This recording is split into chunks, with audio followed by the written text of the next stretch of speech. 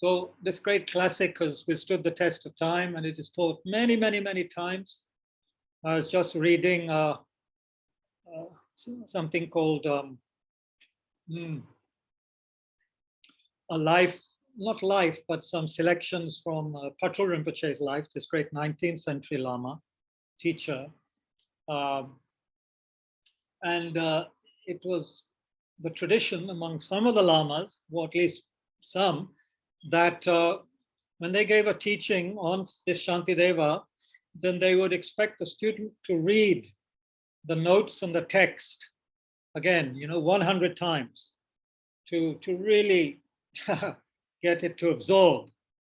And you may think that is ridiculous, but remember those were times without TV and smartphones and newspapers and many, many, many things that we take for granted. So people had more time, and perhaps you could say they had, some of these people anyway, they had a little bit more motivation, dedication than most of us, certainly more than myself. And this great Patrul Rinpoche, and this is from his book Enlightened Vagabond, snippets from his life, anecdotes from his life. He himself gave this teaching. He was a great, great admirer of this text, and he taught it more than 100 times in his lifetime, meaning months at a time, each time, to people. Yeah, he was a very extraordinary Lama who gave up all of his trappings, his wealth, was a reincarnate, and would just be a traveler, which is why this book with a lot of stories from his life is called Enlightened Vagabond. He would just travel around. People would mistake him for a laborer or a cook or a servant and treat him as such. And then they would be astonished when they would see him, sitting on a throne giving teachings and people bowing down to him. So he was that kind of very, no nonsense, simple practitioner. Anyway, so we're looking at this great text, and it's very easy again to take it for granted because we have, it's easy to get hold of copies printed, and we probably have many other books that we are reading, at least I do. So then it's easy to take it for granted, but we shouldn't do that. We should be very happy that we're able to look at this.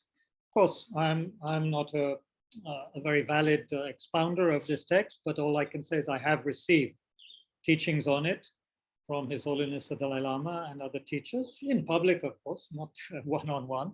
So there has been some what we call authentic transmission from His Holiness and others several times. So one is therefore considered in one way qualified to say a little bit about it. And it is very inspiring anyway. So it inspires one to say something about it. So that's what we'll do. But we can start with some quiet period, of course, to calm ourselves. We may be already have been quite hectic today with getting things sorted out before this session, or even traveling. Some of us, 2 people here at Tushita have traveled here in the heat. Most of you, of course, will just be in your homes looking at your laptops or whatever, which again, you also put some effort. So many thanks for that. And so we can motivate. We've already motivated in one way by listening to what the great Patrul Rinpoche was up to. But we can also motivate by thinking how fortunate we are to have this opportunity to investigate together. Really, because, of course, if this were just some kind of a club or, what is it, discussing a book, there are clubs, there are groups of people who discuss novels, fiction, nonfiction, which is good, which is fine. But here we're not just discussing something like that. We are discussing something that is could transform our lives. And I mean that, totally transform our lives. But it's not going to happen by simply thinking about it, reading it, and listening. We're going to have to reflect, meditate on it, and take it to heart. I mean, that's what we're supposed to do, aren't we? With all of the teachings. And the reason, I guess, we're not enlightened yet is due to the fact that despite having had beginningless lifetimes in samsara and having read many, many, many books in this life, at least I have, still not, very advanced spiritually or enlightened, still at the mercy of many of the afflictive emotions. So this is because we do not translate the listening and the reading into effective reflection and practice, actual meditation and practice in our daily life. This is the problem. So anyway, here we have an opportunity to listen to a text, reflect on it, look at it together, investigate together, and try and make it part of our lives. Then it will be worthwhile. Otherwise, not really worthwhile in a sense. I mean, yeah, it plants a seed in our minds, but then still, if we carry on in the same old way with the same old thoughts and kind of perspective on life, then that would be a shame. All the effort people put into being alive, all the effort people, we have made apparently to have this precious human rebirth, all the effort people have made to set up this Tushita center at the end of the 70s, and all the effort that so many people have put into maintaining the center, and then the people who print books, write them, publish them, edit them, all of that. I mean, what's it for if it's not going to help us to actually put things into practice? If we don't practice, then all of this is kind of not a waste, but you know what I mean? It's like, it's like not utilizing this precious opportunity to transform. And Shantideva is so amazingly to the point, so powerful, these verses.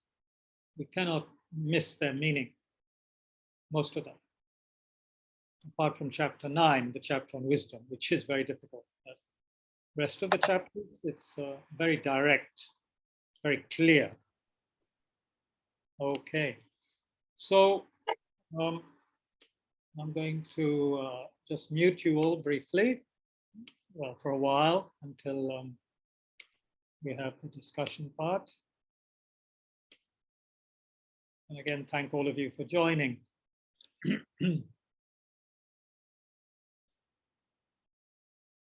So reflect briefly as part of our motivation that we suffer because of the destructive emotions based on ego grasping, clinging strongly to a sense of I, me, mine, which makes us self-centered, self-preoccupied, and sometimes what we would call downright very selfish, just taking care of oneself by and large, not caring so much about others at all, sometimes very, very selfishly.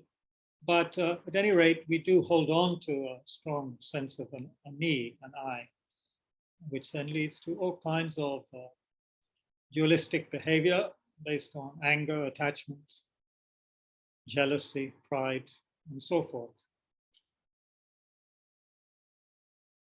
The only way to uproot this is to apply the wisdom, understanding ultimate truth, seeing the hallucination, seeing the falsity of this eye grasping. But together with that, we also have to practice the relative truth, in the sense we are living in a relative world, in a world with people who are obviously suffering, just like we are. Some of them are very close to us, most of them are neutral, and some we don't like at all. But all of them have this in common, that they want to be happy and not suffer. This we can agree on. So in terms of numbers, I'm just one person, we're all just one person, and the rest are countless, especially if we take into consideration animals and all the other beings. So there's that sense that when we begin to lessen our preoccupation with ourselves and our problems, which can sometimes feel like massive mountains, bigger than the Himalayas, when we lessen that preoccupation, begin to reflect on others, what they're going through, we can begin to develop some empathy and some other-oriented thoughts and develop more and more understanding other people's situation. So let's do that briefly and think we're going to practice. We're going to listen, reflect, meditate together, discuss together in order to be of great benefit to oneself and others. And actually even arouse and perfect our Buddha nature, become totally enlightened Buddhas so that we can be of great benefit to others. It's the best way to help others. Right now, it's almost like it's the blind leading the blind. Almost blind leading the completely blind. A bit like that.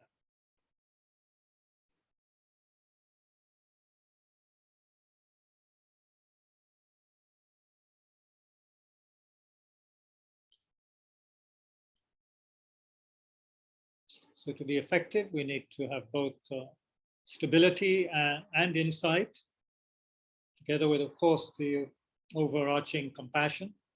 So for some stability and calm in the mind, let's practice breath awareness for 7 to 8 minutes, being as still as we can, and being relaxed, not worrying so much as we normally do about past, future, and all the rest of it, just letting go of that, but also being very alert, awake, so that when the thoughts come, we are not hijacked by them. We recognize, we let go immediately, calmly, but clearly, immediately, and come back to the breath. We don't get caught up, carried away by the thinking process. There may be a time later on, quite a bit later on the path, when we learn how the technique of utilizing thoughts also, being able to, what they call, liberate them as they arise and not be affected by them.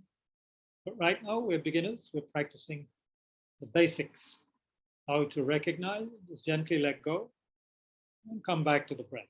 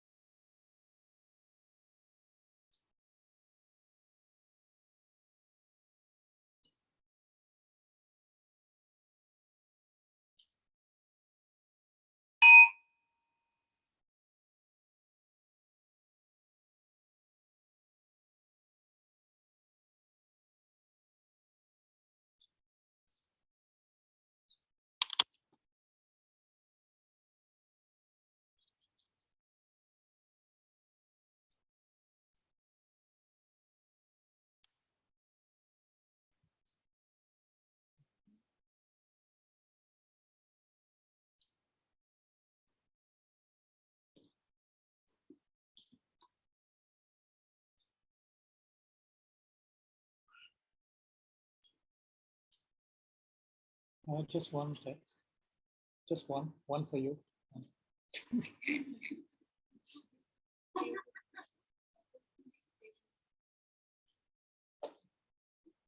Welcome, Mayaji. Okay. So again, thank you all very much, those who joined recently. So we are much more could be said about chapters 1 and 2, but we'll keep on going backwards if we. Well, actually, traditionally teachers would go back on the material they taught briefly. People had the patience in those days to do that, and perhaps we could just very briefly by looking at some of the verses. The first chapter is talking about the benefits of this extraordinary mind. Shantideva says that the Buddhas had a kind of, they have a kind of, I don't know, conclave or meeting, and they decided there's nothing more beneficial than this bodhicitta, which is his way of saying, there is nothing more beneficial than this for sentient beings.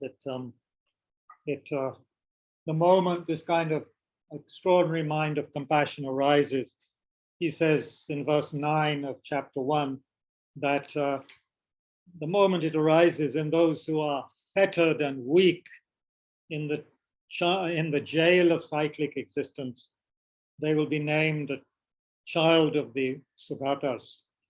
And in verse 10, it's like the supreme gold-making elixir. It transforms the unclean body we've taken into the priceless jewel of a Buddha form.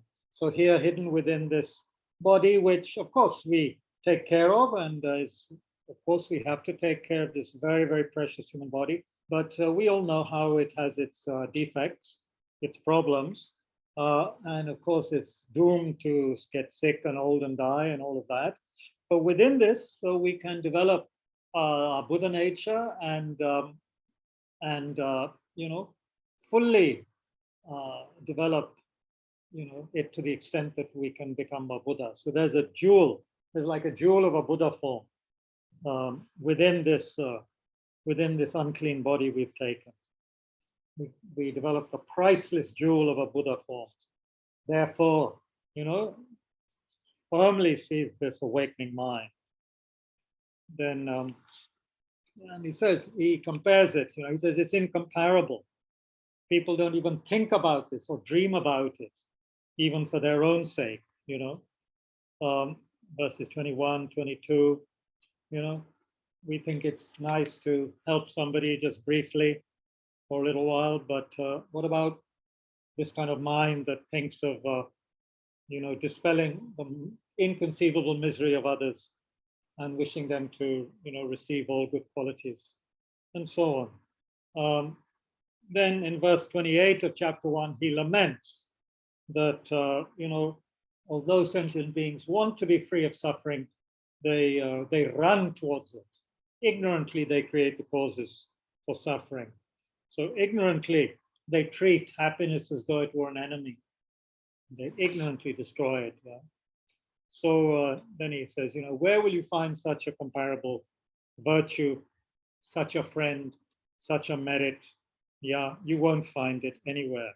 It's only to be found in this amazing mind of bodhicitta, the awakening mind. That, let us remind ourselves, has as its aspiration highest enlightenment. It aspires to highest enlightenment of a Buddha in order to be of benefit to all sentient beings. And in that state, one fulfills one's own purpose. There's nothing more we can do for ourselves. Then at that point, we are totally,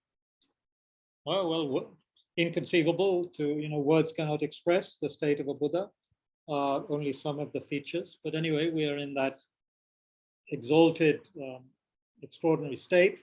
And in that state, we can be of tremendous benefit to others, much more so than we can be now with our limited intelligence, limited compassion. Then in chapter 2, it's very much about the first 3 of the 7 limb prayer practices, which is prostration, offering, and especially the confession.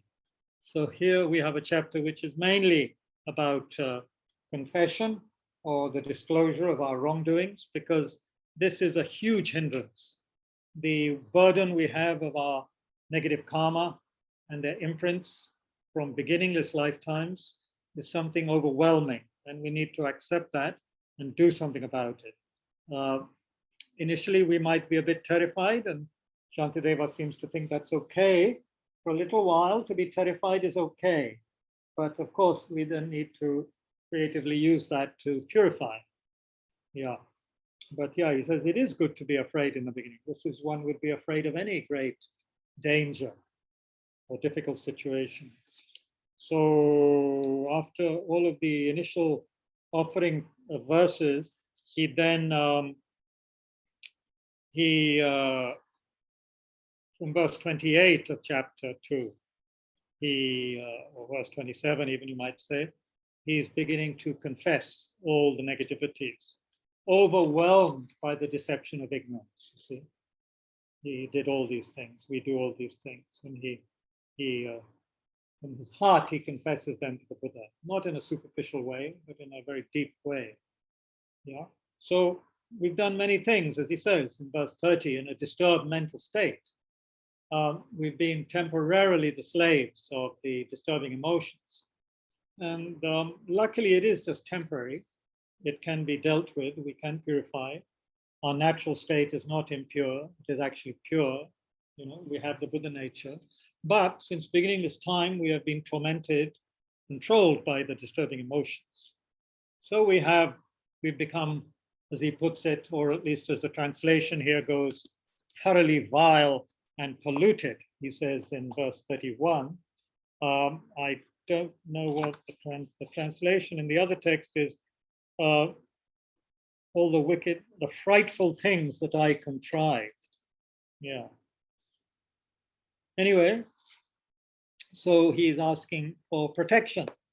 Of course, oneself is one's own master in Buddhism. But of course, the Buddhas and Bodhisattvas, their job is to help us in whatever way they can. So yeah, they can inspire us if we're open to that inspiration. But we have to do it ourselves, right? We have to free ourselves from this. And he makes it all the more poignant by saying, look, we don't know how long we're going to live. We're going to die. And, you know, we need to purify now before it's too late. I never understood, you know, properly how much wrongdoing I'd committed in connection with friends and enemies. So these things are all going to pass away. Friends and enemies and even my own body will go, but the deeds in the forms of imprints, they will not be destroyed by death. They carry on to future lives. So we shouldn't be, seduced by what we're going through now, any pleasant experiences, because whatever things we enjoy are like a dream experience. They'll become a memory, he says, verse 36. Whatever has passed will not be seen again. This is very sad, but very true. And whatever unbearable wrongdoing we did, that remains ahead of me. In other words, the consequences of that remain ahead of me if I don't purify. Yeah. So then he has some very powerful passages there, verses from verse 40 onwards, about what it would be like to lie in bed dying, not having purified one's transgressions, and being careless and carefree in the wrong way. You know? Then we may well be terrified, as he says. You know? Especially if we're someone who doesn't have any control over our minds and has engaged in a lot of careless, wrong actions. Yeah. So then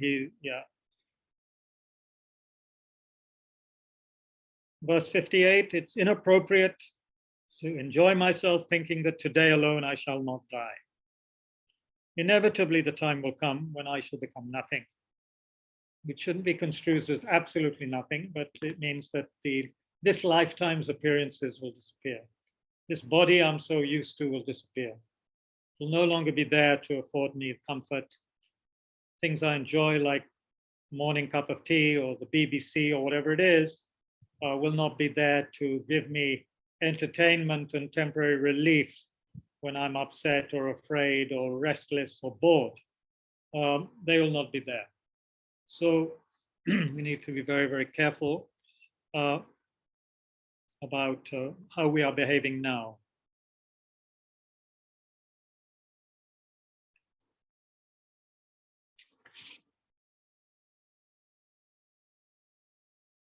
How can I be surely freed from unwholesomeness, the source of misery? Continuously, night and day, I should only consider this. Verse 62. Then in the last verse of that chapter, he makes a very big promise, one that my own teacher says we shouldn't make until we are totally clear about it. In other words, we should work step by step towards that. In other words, saying that in the future I shall do them no more. We should say if we have a very bad habit, of slandering people or, getting upset at small things, whatever it is, we should say, okay, for the next 24 hours or the next day or two, I shall refrain from that and then stick to that. Maybe one day we can then say in the future, I shall do that no more.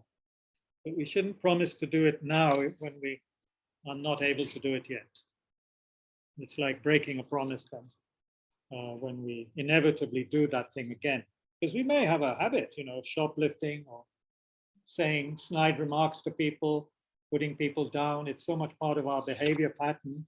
We can't help it. Or having a lot of disturbing thoughts, jealous thoughts. So we shouldn't say, I'm going to give it up completely from today, because we can't.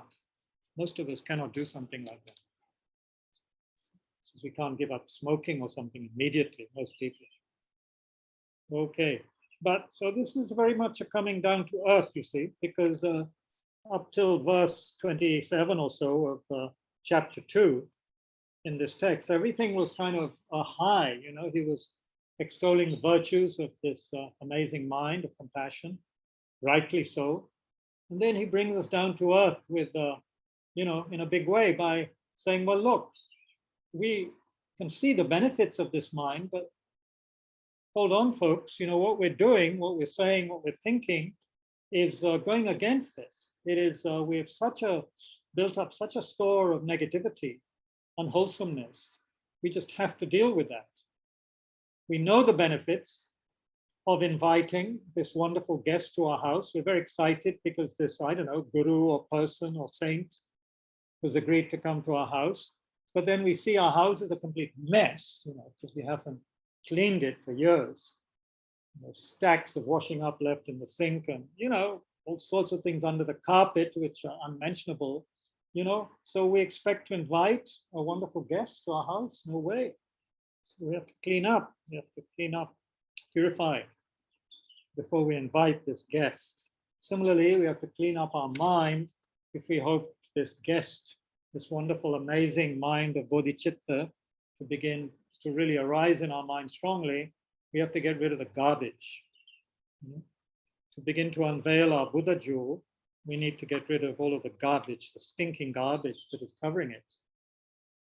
And it really is. It is very powerful, and it stinks.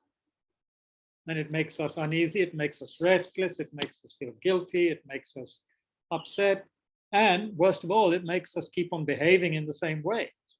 When we don't purify, recognize and purify all our bad habits, we just keep on repeating. And sometimes just small bad habits, but still they're habits which keep on going on, and they're just not useful, and they create problems for ourselves and problems for other people. This is very clear. So we need to wake up to that. Chapter 3 is the last of these first 3 beginning chapters, where we are preparing the ground to actually develop bodhicitta. We've praised bodhicitta, we've seen how amazing it is, how it can't be compared, nothing else compares with it. We have engaged in the first 3 of the 7 limb practices. We've engaged in prostration, offering, and confession. Now we engage in some more practices which help us to prepare our minds to accept, to completely, receive this wonderful guest into our hearts. So here we're going to be looking in this chapter on rejoicing, requesting the teachers to teach, requesting them to remain with us, and dedicating the merits of that towards the happiness of all sentient beings. Relatively short chapter, 34 verses. Starts by, in a very powerfully rejoicing way, a totally different sort of mood from the last verse of the last chapter. Although there is hope in the last chapter too, because it's like at least the person we are accepting, we are recognizing wrongdoing as wrongdoing. We're not saying, oh, it's okay, basically, it doesn't matter, it's all in the mind, or, it's just thoughts. We do accept that these things get in the way and we are prepared to do something about it. So that is, of course, very positive. However, chapter 3 does start on a very bright, kind of upbeat note. Gladly do I rejoice in the virtue that relieves the misery of all those in unfortunate states and that gives happiness to the suffering.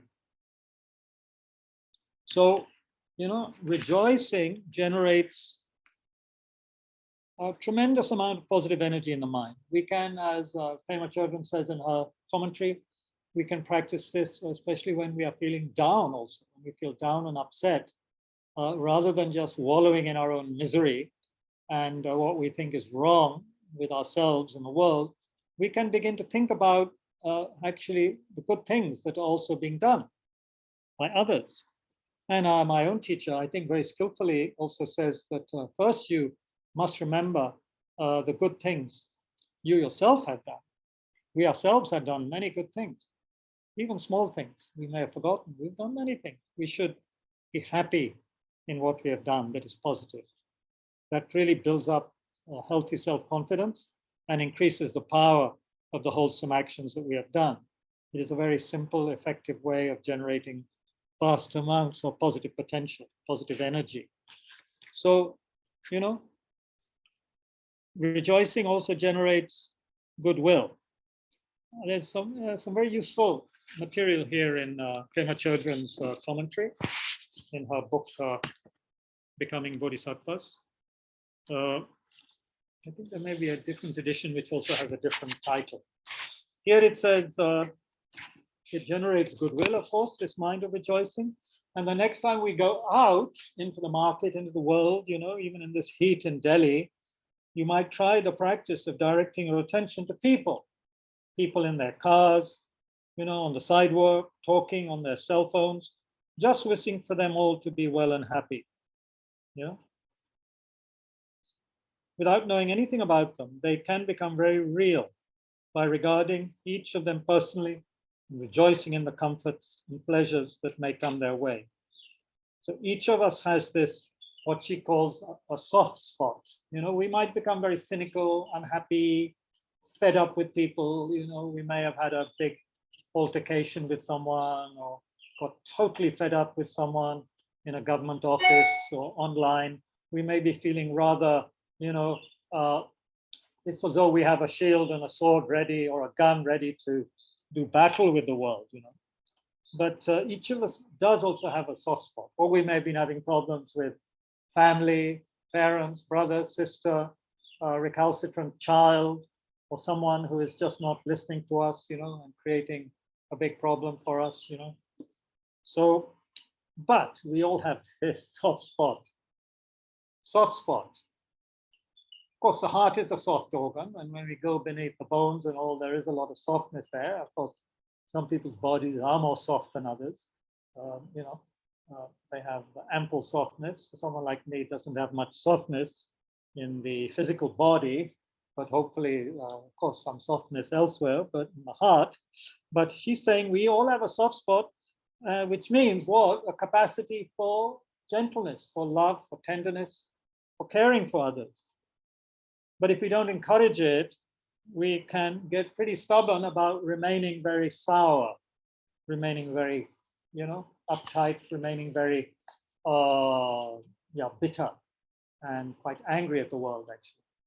Quite, quite rough and tough. Yeah, very worldly.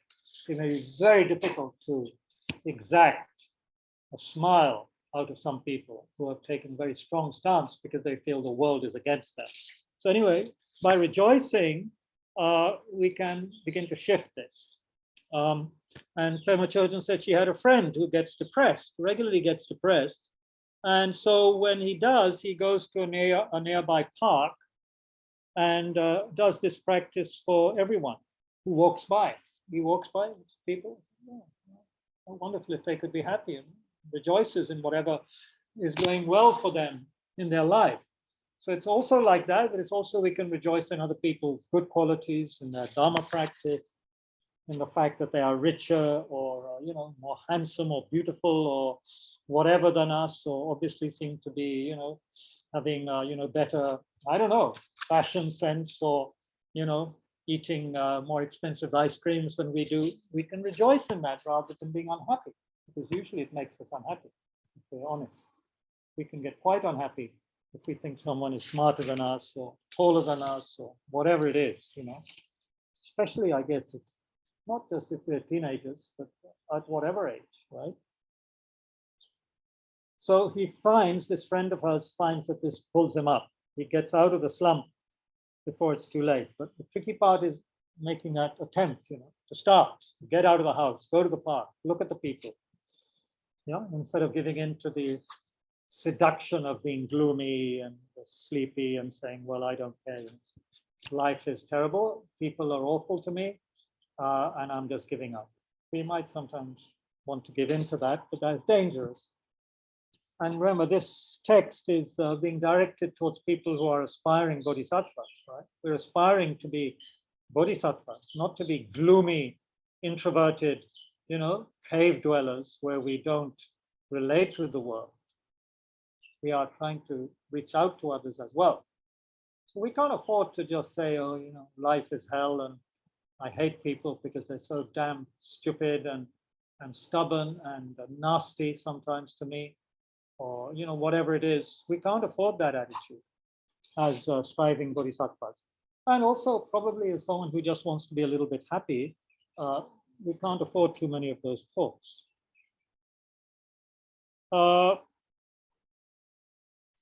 So you can develop your soft spot in this way, but also it will bring out your competitiveness and your feeling of envy or jealousy. That will come up. So we have to work with that.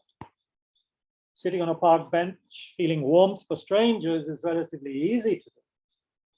But when good fortune comes to those we know better, especially those we dislike, it can give us a very close-up look at our own jealousy. And she mentions how there was a colleague of hers and she would get jealous when a colleague was bringing out more Dharma books than she was, sense of jealousy. So she was able to look at her own resentment and jealousy, and then by practicing patience and rejoicing, of course, it helped her very much. Yeah. So we can rejoice even when we begin to see our envy and competitiveness, because at least we're being able to see it. We're acknowledging it. It's not underground. It's not hiding. We see it clearly when we try to rejoice. So then, we know what we're up against. So it's like going for a checkup and you find out how sick you are. At least you found out. It's not going to get worse and worse and kill you. You found out, so then we can do something about it. Of course, it is difficult. It takes me ages to go to the dentist, and by the time I go, there's something, which could have been checked earlier, wouldn't have become so bad. Anyway, here we can rejoice in our intention, even to look at ourselves.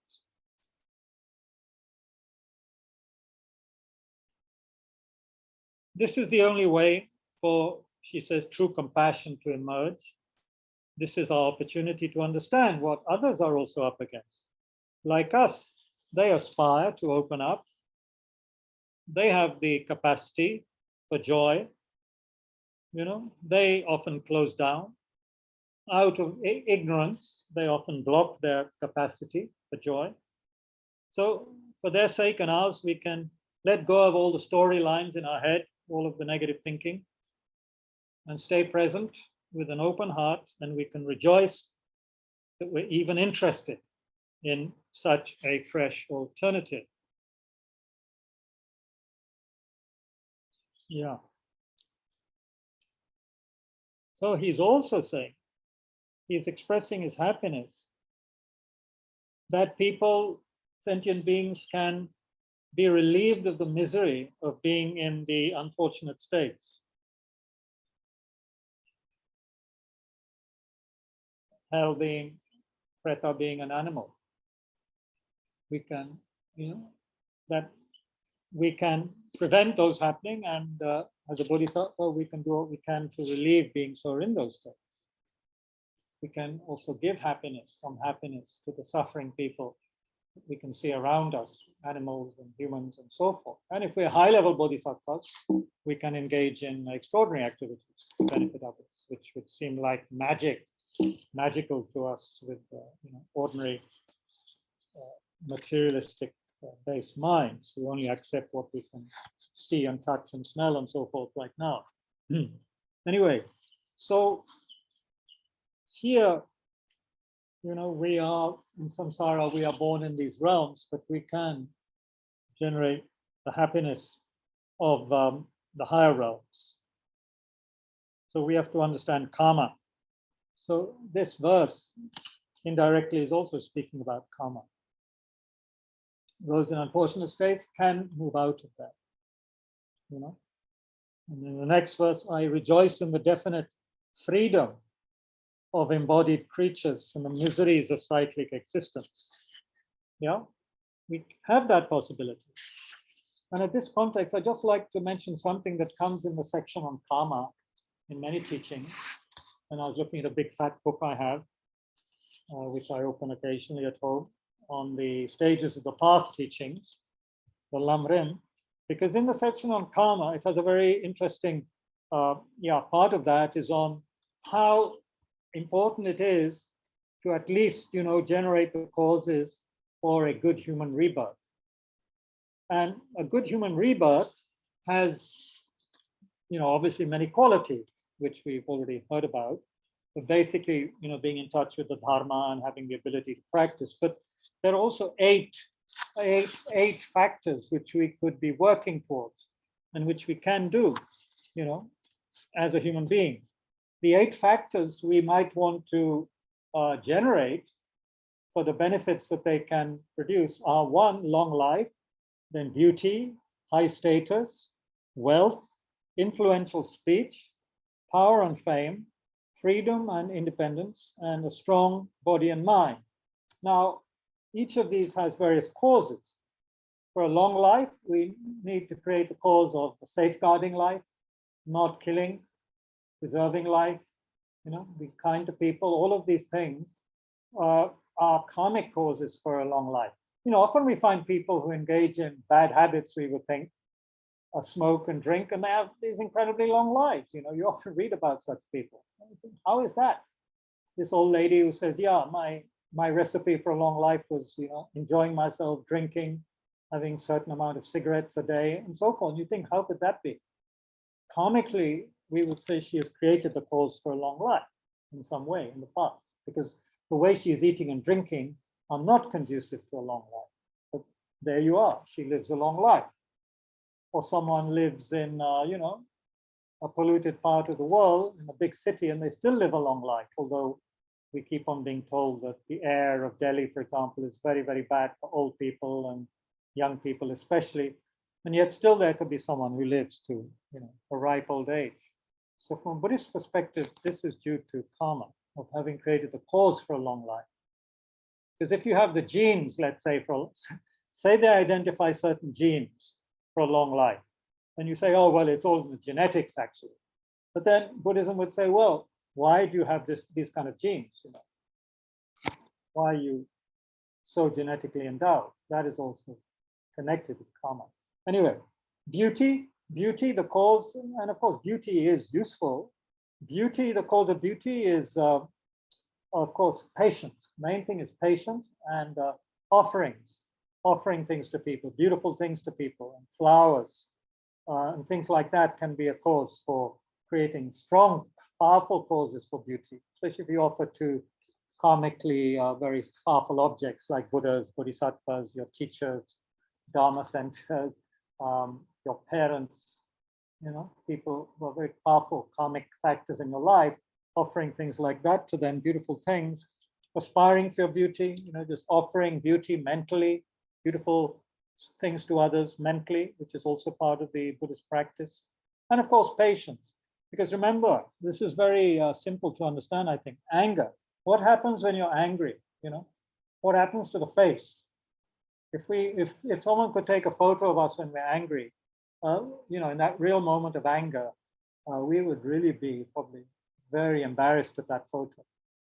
We wouldn't want to see that photo when we're angry, or even when we're slightly disturbed sometimes or annoyed, we wouldn't want to see that photo, because our face contorts, it becomes ugly and horrible, demon-like, very quickly. So obviously, cause for beauty is something opposite to that. So patience, love, compassion. Often you meet people, could be many kinds of people, teachers, ordinary people, whatever. They're very kind, soft. Looking at their faces makes you kind of relaxed, There seems to be a serenity and a soft beauty to it. We're not talking about, beauty pageants and all that nonsense, or what is regarded as has to be beauty. It doesn't have to be symmetrical beauty kind of thing, but that kind of inner beauty which shines on the face, and which is reflected also in obviously some external qualities. I mean, you can't look like 200-year-old hag, or like I don't know, the Hulk or something. Or, I don't know, whatever would be considered not beautiful, not handsome. There has to be some external factor there. So anyway, if we aspire to beauty, then these are things we should do. High status, which means we shouldn't be born in a place or in a way that we just have no chance whatsoever to engage in spiritual path or benefiting others. So being in a good family, a respected family. Of course, the only exception to this would be a high bodhisattva. It doesn't matter where they're born, in a sense, because wherever they are born, they will be of benefit to others, and they may deliberately choose to be born in a very simple family in a very whatever place. There are plenty of examples of that. But there are usually places, however simple they are, where they can continue their practice and benefit others. Wealth. Of course, wealth in the hands of people who don't know how to use it is disastrous, but wealth in the hands of someone who wants to benefit others is wonderful. So what do you think we can do to create wealth? Obviously, not steal, be generous, giving. And giving of wealth to powerful karmic objects like teachers, Buddhas, Bodhisattvas, parents, and of course people who need, who are really needing something, we give them. So generosity, influential speech here, and again, remember, a Bodhisattva, he's rejoicing here in the first verse because this is all possible, This is all possible. These things can happen. We can have happiness of these 8 factors as a human being, and bodhisattvas can help people to generate the causes for these fortunate results. You see, bodhisattvas have to be able to help all kinds of people in all kinds of situations to achieve many, many different levels of happiness. Of course, ultimately, the highest happiness of liberation and enlightenment. But bodhisattvas have to know how to help people create the causes for mundane, temporal goodness and happiness, so that acts as a platform for a higher happiness, right? So of course, bodhisattvas are going to help people generate these 8 kind of states, So influential speech comes from avoiding, obviously, harsh speech, divisive speech, idle gossip, and lying, and being very careful about how we speak. Trying to be as meaningful as possible. practicing patience, practicing, concentration and wisdom. All of this helps to develop very refined, very powerful, meaningful speech where we don't talk too much and we don't talk too little, or neither too loud or too soft, or whatever. And we don't harm people with our speech. This is the main thing. Often we are subtly putting people down with our speech. And it doesn't have to be someone in front of us. We're often doing it with other people, right? Putting down a third person who's not there. So we should be very careful with our speech. Power and fame comes from helping those who are powerless, not misusing our power, developing strong concentration and wisdom. All of those things help to, develop fame. Praising others also. Praising others who are, who have good qualities. Helping people who are powerfully engaged in goodness, helping others. So in other words, helping people who are helping others, who are powerful and helping others. So we in turn develop the causes to be powerful like them and to have the fame. Of course, fame is a double-edged sword, right?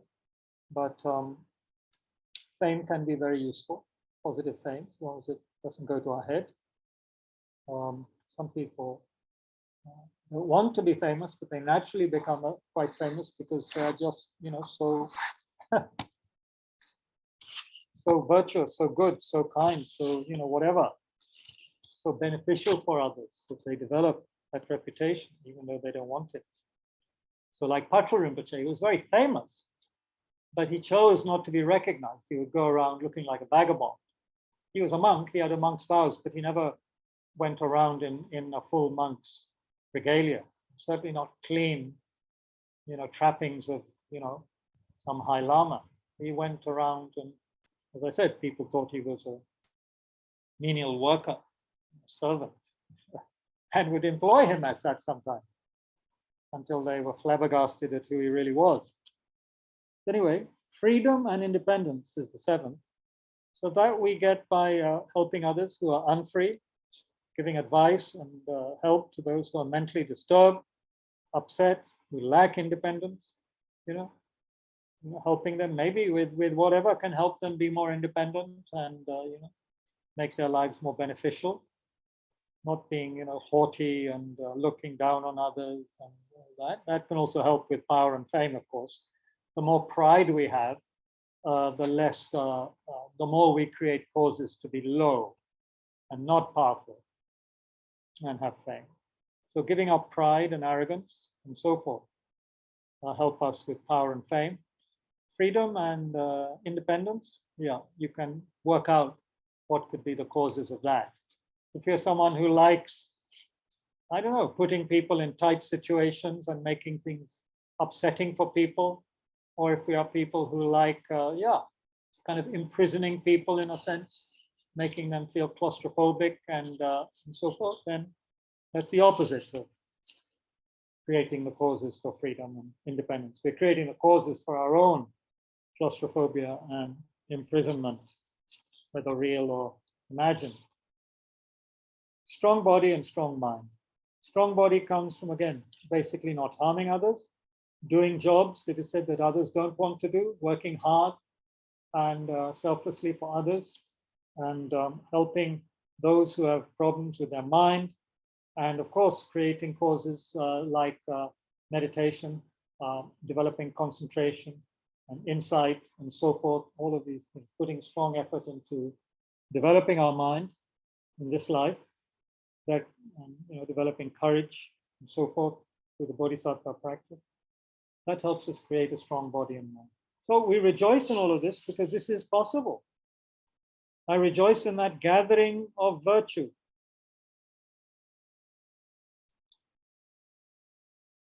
With gladness, I rejoice in the ocean of virtue for developing an awakening mind that wishes all beings to be happy, as well as in the deeds that bring them benefit. This is very much this. He's rejoicing in the deeds that bring them benefit. So that's what we've been discussing. So if we want to be bodhisattvas, we have to engage in all of these actions. would help us and others have what are largely mundane virtues, but very useful. If we, it doesn't help to have a short life, doesn't help to be conventionally very ugly, doesn't help to be born in tremendous poverty without any wealth at all. It doesn't help to have speech that nobody listens to. It doesn't help to have no power, no fame whatsoever, and be, looked down upon all the time and have no ability to raise oneself up. It doesn't help to have no freedom, no independence, and to be,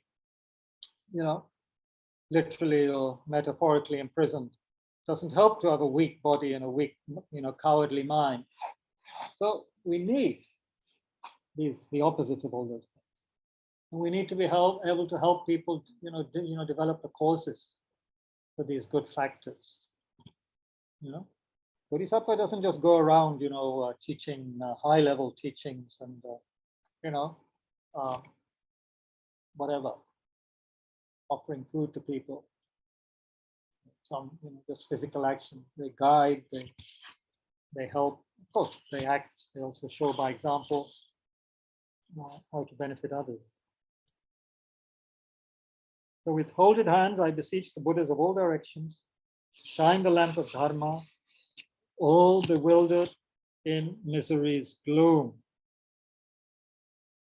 This is a verse that Geshe-la has people recite at Tibet House while they're lighting the candles at the beginning of session.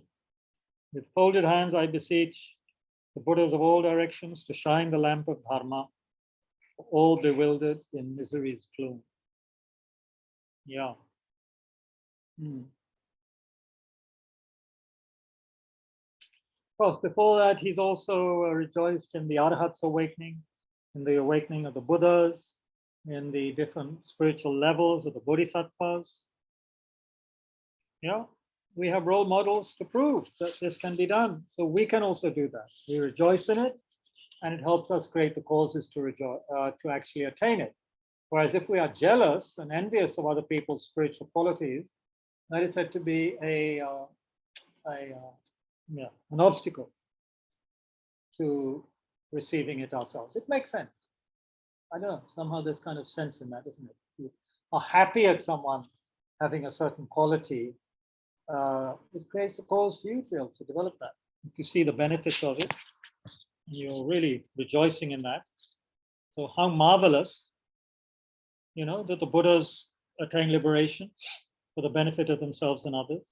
Really feels that's so wonderful. It takes a while. Initially, it's just words. Sometimes we shouldn't be upset at that. And the words can take us to the meaning. If we think about it, if we think about ourselves being benefited by a Buddha or a Bodhisattva or one of our teachers, how we have received benefit from our teachers, then we think, wow, yeah, that is something. That is really something. To be benefited by a higher, by a Bodhisattva or Buddha, how wonderful that is for people. Because I've experienced it myself. It's so wonderful to be guided or cared for by somebody like that. So how wonderful that there are beings who are creating the causes for that. So he delights in that. And by delighting in the causes of Buddhahood and so forth, we create the causes to generate Buddhahood in the Bodhisattva levels.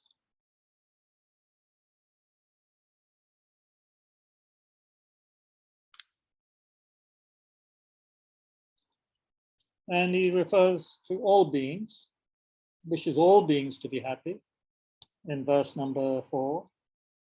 So this Pema Chodron says, the reference to all beings may sound unreasonably vast.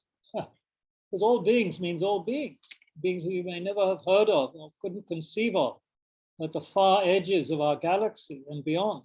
All kinds of beings, all kinds of bodies, which may at first seem very scary or repulsive to us, or very amazing or beautiful too. It's not just referring to the beings that we know about or have heard about in the texts. There's an infinite variety of beings according to some teachers, and that makes sense. We just briefly categorize them into 6 realms, but basically Why should we think the people on the other edge of the beings at the other edge, billions of light years away, why do we think they should look like us, or like anything else we know? They may not even have eyes, They may not need eyes or ears. I mean, who knows? So we are, yeah, it's pretty outrageous to say that we are gonna, wish all beings to be happy, including snakes and scorpions and, the person at the street corner whom we hate, and that person who's so unkind to us, them and everybody else. To include all beings seriously challenges our usual tendency to choose whom we like and dislike, whom we wish to see prosper, whom we wish to see fail. These old habits die hard. So while holding the intention to benefit all beings, excluding no one, we take it one step at a time. Yeah? You have to be practical. I read a series of articles about a woman whose main practice was to stop hating political leaders. By day 35, she reported not doing too good, but still not caving in. That's definitely the Bodhisattva spirit. Allow ample time for change to occur so you don't lose heart just because the process goes slowly. The practice of rejoicing overcomes jealousy and competitiveness. This is accomplished by heightening our unbiased awareness of those very qualities we wish to deny.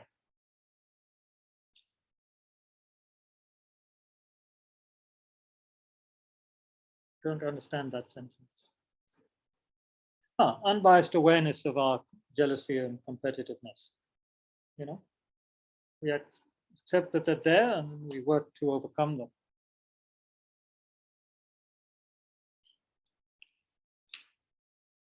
So verse 5 may be a good place to stop and have discussion. I'll just read the other translation.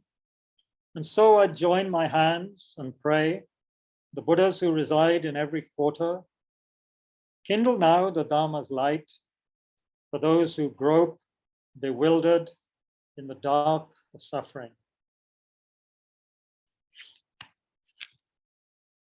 So actually this is the fifth of the offerings, to requesting the teachers to stay and teach, to teach the Dharma. The fourth was rejoicing. Asking the wise to illuminate our confusion overcomes the wrong views, such as, believing that people are basically bad, or that karma is a punishment bestowed by outer forces, or thinking that there is some kind of inherently existent I. All of these are wrong views. So the lamp of dharma can, eliminate those wrong views. And we request the Buddhas of all directions to teach. So basically, we are requesting our teachers, whom we regard as like Buddhas, to teach us.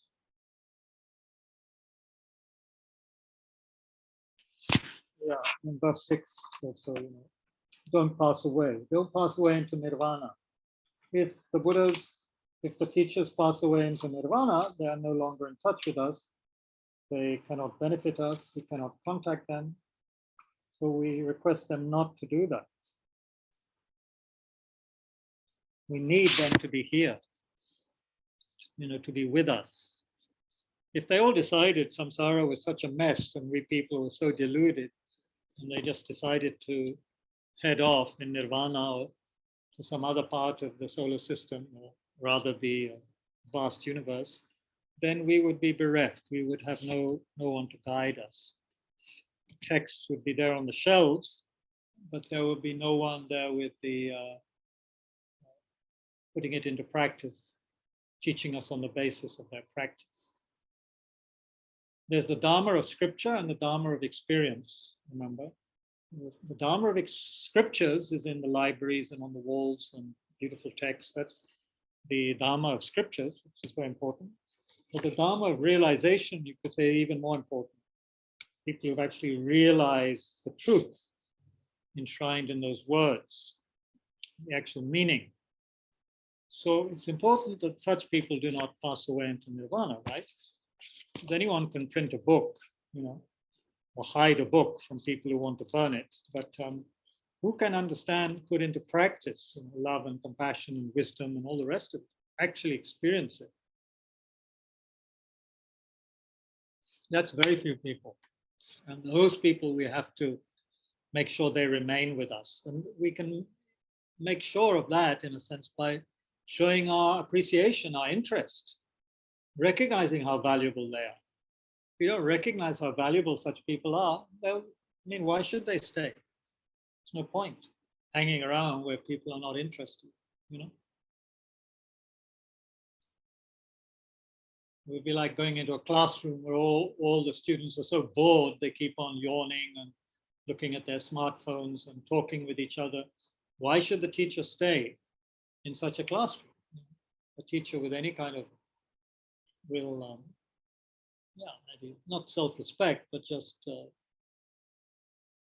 understanding, wisdom would say, okay, folks, that's it for today. See you later, or bye-bye. Anyway, we need to show our interest by requesting the Buddhas again and again, and the teachers, to stay, to teach and stay. And then we dedicate those merits. That will be the end of the 7-limb prayer. Verse 7, thus by the virtue collected through all that I've done, i.e.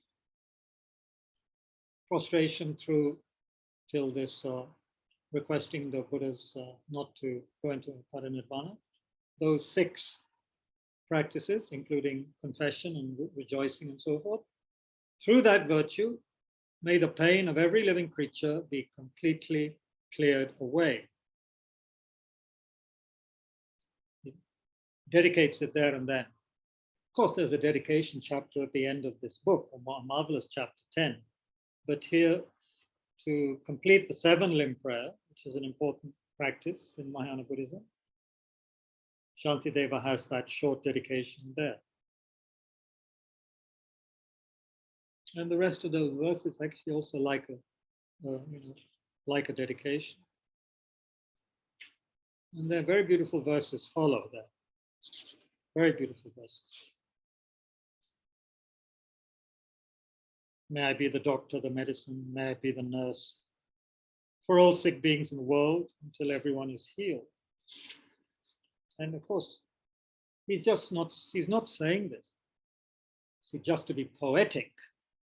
Apparently, the poetry of this text in his Sanskrit is, I'm sure, very beautiful, but he's not just saying it to sound good. Shantideva means it. And by becoming a Arya Bodhisattva, meaning a Bodhisattva who's not only developed a conventional bodhicitta, but also absolute bodhicitta, meaning the realization, direct realization of emptiness. At that point, one could be so many things for others. One could become a great doctor. Many great doctors, nurses, could actually, in certain cases, I think, transform oneself into medicine if the karma is there between the bodhisattva and the beings of that particular place. Then the bodhisattva can transform into medicine because they have certain power, or such power over the elements that they can engage in such kind of activities. So, yeah, at that point we will can do all these things for others. Right now, we aspire to be able to do these things. That creates a powerful cause to be able to do it later. We don't even aspire to it now. If we don't aspire to buy a ticket to get our train journey or whatever to the hills to get away from the heat of Delhi, it will never happen. Even if we were intending to walk, it's not going to happen until we make that decision. Okay, I'm going to walk to Dharamsala or Bir. Action of walking there, it's not going to happen unless we make the aspiration, the intention. So the intention is very, very important. And part of the Bodhisattva practice is to make the Bodhisattva intention every day, in one way or another. So either we recite things like, I go for refuge until I'm enlightened to the Buddha, the Dharma, and the Sangha, from the positive energy that I generate by giving and other perfections. May I attain the state of a Buddha in order to benefit all sentient beings. So we have verses like that, or we say things like, oh, Buddhas and Bodhisattvas, please pay attention to me.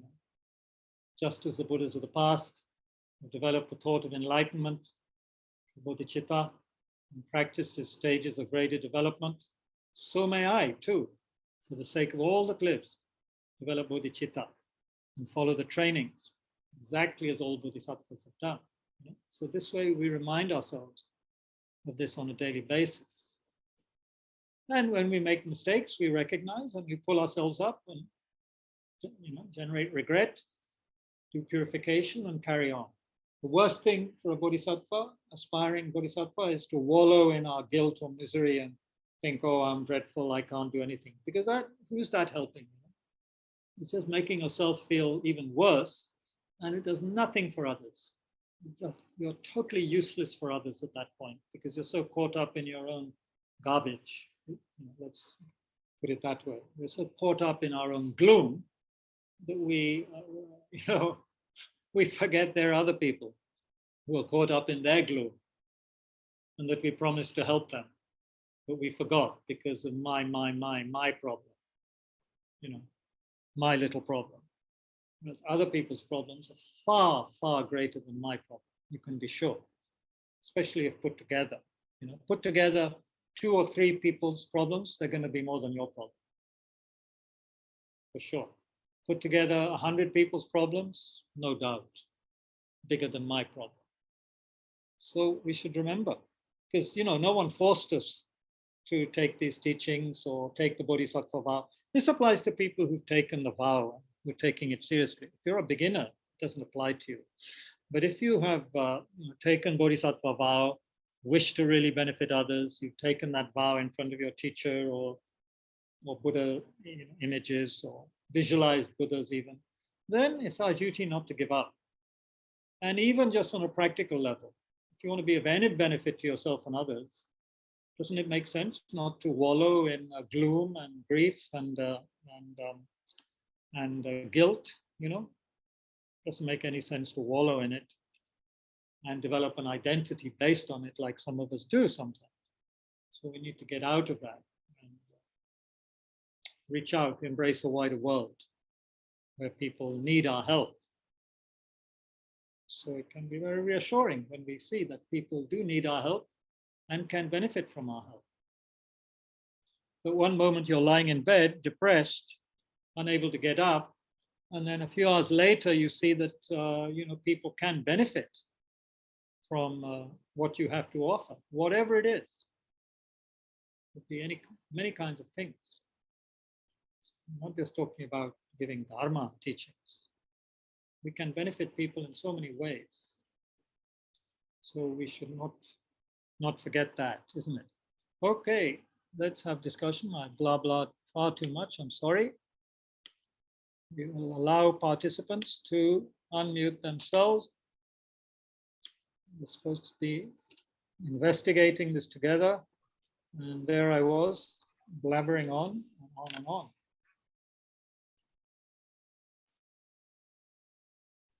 Do we have any delicious drinks? We have a lot of different things. Huh? We have a lot of different You have? Yeah. Downstairs? Collecting, yeah. What do we have? I'll bring the box. Huh? I'll bring the box. You have the menu? But I also have a question. Yeah, okay. I'm asking for the menu here, Tushita. When I heard delicious drink, Kabirji, I was thinking about the nectar of Dharma. Are wow, you are a very pure person, Naveen. When I think of delicious drinks, I think of rum and Coca-Cola. Wow, that's delicious too. Which I have once in a blue moon, you'll be glad to know. I haven't seen many blue moons recently. Or I like things like, occasional lassi, a well-made tea, which is hard to come by actually, a tea which is really good. But our center director, Dr. Anuka Singh, she makes very good morning tea. Sometimes I have that when I'm invited for breakfast there. That's very special tea and has to be prepared in the right way with a teapot and proper milk and sugar separate and tea cozy. Wow, look at this. Oh, We also have a Oh. Grage coffee. green tea, tulsi, ginger, honey, kapha tea, pitta tea. Acha, no vata tea. On a vata, pitta, kapha, I'm going to have. Wow, look at this. Anyone else want? It's not just for me. Tulsi, honey, chamomile. Okay. Kindness of others. There's no donuts or brownies or anything. Just Sagarji, when you come back, bring me a sugarless biscuit, please, or something like that. Beggars can't be choosers, eh? Isn't this terrible? Sagar is not so easy. Advertising my my greed online. Okay, let's have some discussion, folks. So we have a question from Nivita here. We have to feed our teacher. Huh? Yeah, you have to feed your teacher. Yeah, yeah. Did you have a question? Yeah. Yeah. I will say it out loud when she's finished because she has a very soft voice. Yeah. So there are situations in which sometimes something that cause others or in a very grossly, not in a Indirect literal- way, in a you mean? literal way, yeah, that, Which you meant to? You meant to harm or no, not? but it's a consequence that they will feel hurt or painful. They will feel more negative. And you know it will be Yeah. that way. Yeah. But you still do it. But it's something maybe you need to do for your own self. Could you give an example? Oh, most kind, most kind. Wow, two biscuits. For example, like a life choice that you make, say like the child makes a life choice that the parents are against. Oh. And you know that making that choice is when it was your family and stuff. But mostly it's for your own benefit. So what is that selfish? That's a very good question because this brings up a lot of things. I remember reading. Like what would the Bodhisattva do in Well, that it situation? depends. Everything is case by case, right? There's no generalized thing. But I remember reading something which, having read it, I immediately WhatsApped the Lama who had written it. And by some good fortune, I got an answer quite soon. Anyway, the book said it's in an introduction to the life of Digo Chense Rinpoche, this great Lama. And in the introduction, Dzongsa Rinpoche writes that always trying to fulfill the expectations of others is not kindness at all. We think it's kindness if we are making people happy, but actually it's something against our own conscience or very much against our own, what should we say? I won't say destiny, but against something that would be very good for us. If we're constantly trying to fit in with other people's version of what our life should be like, or how we should think, and it could be very vast, what political party we should, support, etc., etc. If we think kindness is giving in to their wish, no way. He says that's not kindness at all, necessarily. It could be sometimes, but it's not kindness at all because basically you're going against your own nature, your own what will be best for you to do to be of more benefit to yourself and others. And you're just, making those other people's, inflexible, rigid minds, just giving them more sustenance to that kind of mind, you know. So someone says, oh, you must behave like this, you should do this, you should get married, you should not get married to that, da, da, da, da, da. Or you should, you know, whatever. You shouldn't go out with that person, you shouldn't mix with Hindus or Muslims or Buddhists, whatever the case may be. It's not kindness to always feel you have to fulfill other people's expectations at all. So the Bodhisattva can be very tough in this regard. Kabirji, sorry, could you please repeat Nivita's question? You know, sometimes we make life choices in terms of, say, what we want to do, and it goes against the parents' wishes, for example.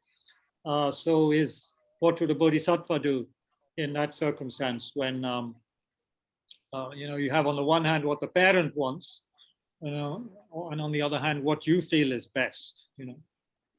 So like that. And of course, here we're talking aspiring bodhisattvas. We are all aspiring, right? Probably. What a real bodhisattva would do, you know, yeah, they would do it based on their much deeper understanding of a situation. But I think it is useful that what I just said, that quoting Dzongsa Rinpoche, that just falling in with people's wishes, because that's also an easy way out for us sometimes. We don't want to confront others. We don't want to be brave enough to stand up for our own principles, our own principles. So we say, TK, I don't want to conflict. I don't want to argument with this person or this parent or whatever. So let it be what they want. Well, I've seen in the case of someone recently what that, you know, resulted in a great deal of unhappiness and now tremendous conflict for a certain person in their connection, in their marriage with somebody, which is causing a lot of problems because that person just gave in to what their parents wanted. They were pressured and they fell for it. They felt, yeah, okay, you know, might as well do what the parents want. Now that person is suffering tremendously, tremendously. Of course, it means the other person will also not be having a great time. And then the parents, everyone will get involved in the confusion and the suffering. So bodhisattvas sometimes I think have to be very tough to be kind, to, you know, to do the right thing. Because the point is, it's not kindness to just allow other people to keep on strengthening their own narrow views, for example, narrow-mindedness, or, you know, uptightness. Chavi, you've raised your hand. Yeah. Where are you? Yeah, okay.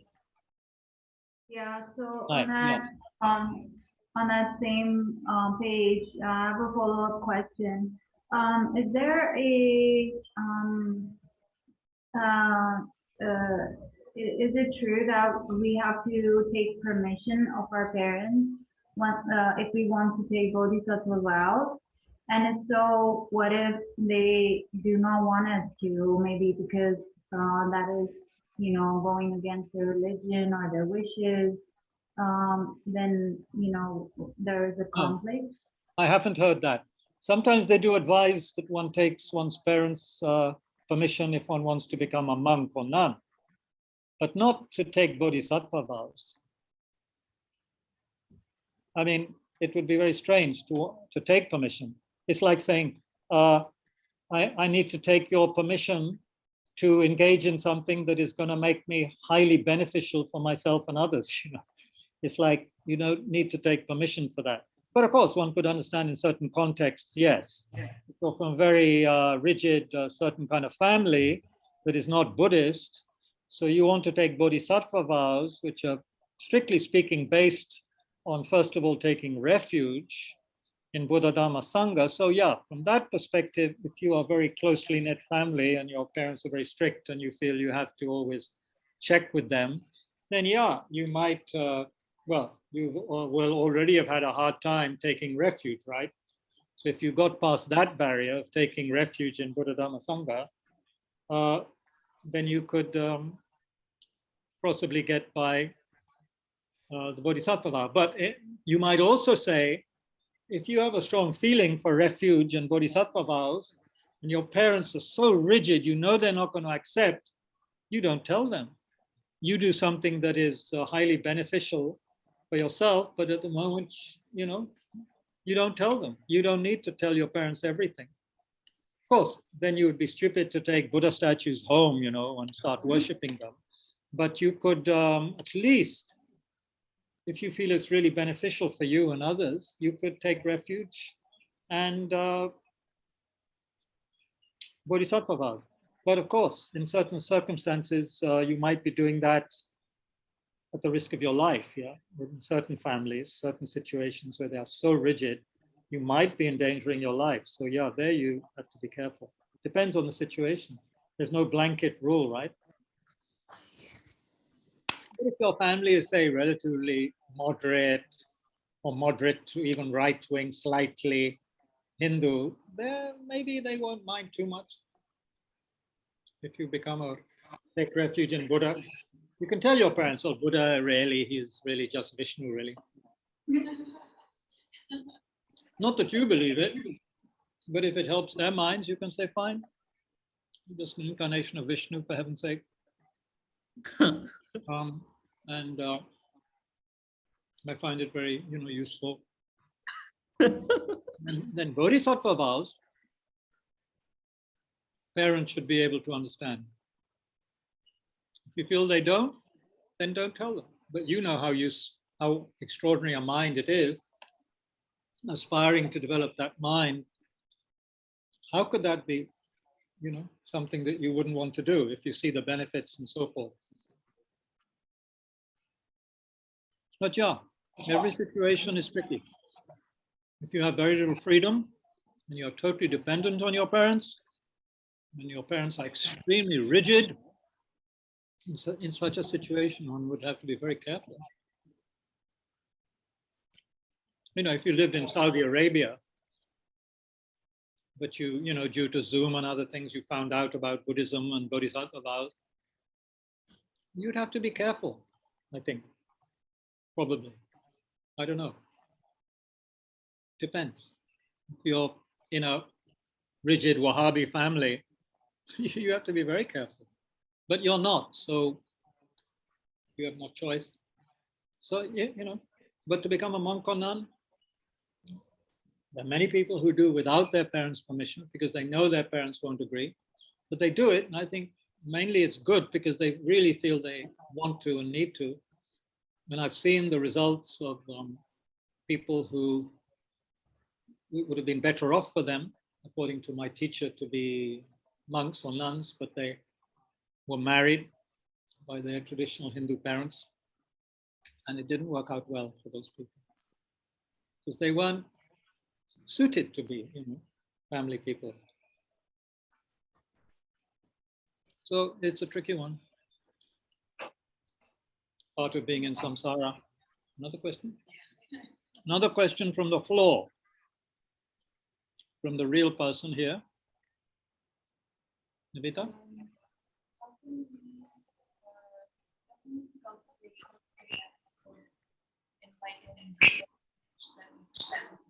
How can we cultivate enlightenment?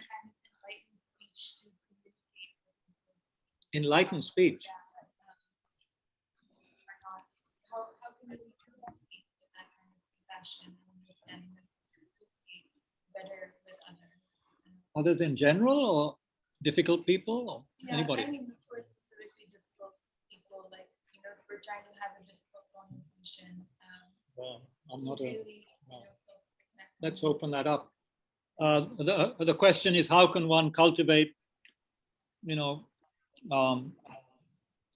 proper enlightened or enlightening speech in terms of our communication with others, whether in difficult circumstances or, you know, whatever the circumstance, how to develop that kind of good communication, right? Especially in challenging circumstances. What do people think? I'm I not think an that expert. Kabirji, I think Lamrim has particular sections on this. What has? Lamrim? Yes, indeed it does. So would you like to I share? don't have my copy. I don't have my copy with me. What in general would you think would be a way to have, we had it just now in terms of influential speech. That's what it's about. We talked about the causes of influential speech. It's basically that. The more nonsense we speak, the more lies we tell, the more we slander others, the more we try to divide others with our speech, the more we talk with our mouth full of biscuits like I am now, the less we are going to be believed, Is that true? listened to. Is that true, Kabir? My mouth is full of biscuits. No, it's not about this.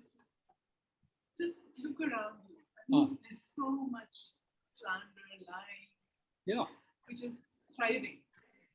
Oh, okay. So one needs to address that problem. Okay, so we have a good question here from our professor. Maya Joshi ji has said that look at how influential, bad communication is, or, slander and so forth is very influential. But of course, here, the Bodhisattva in general, yeah, well, this makes sense. A Bodhisattva will strive to create all the causes for very powerful, influential speech so that they can debate and overcome in debate and influence people who are otherwise addicted to slander and divisive speech and all the rest of it, lying like many people and politicians and so forth. So you could argue a Bodhisattva needs extra powerful speech to be able to convince people to change their ways, But of course, you're right, yeah. Bad speech. But interestingly, if we were to tell a lot of lies and slander, and still our speech is very influential, and then Buddhists have a reason for that. Similar kind of reason to the reason why someone who engages in a lot of negativity and illegal activities is not put in jail. Why are they not put in jail? Because of the accumulated karma of goodness.